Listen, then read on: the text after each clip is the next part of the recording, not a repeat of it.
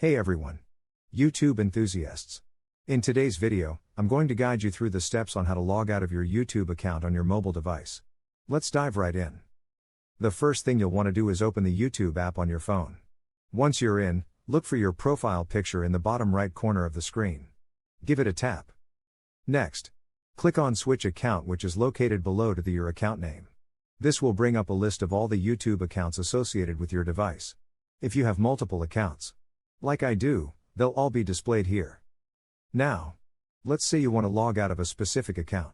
What you need to do is click on Manage Accounts on this device. Here, you'll see a list of all the accounts. Find the one you want to log out of and click on Remove from this device below that account. And then click on the Remove to confirm it.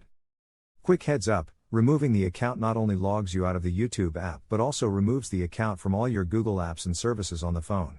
So, if you're using this account with other Google apps, you'll need to log in again. And that's it. You're now signed out of your YouTube account on your phone. I hope this tutorial was helpful. If you found it useful, give us a thumbs up.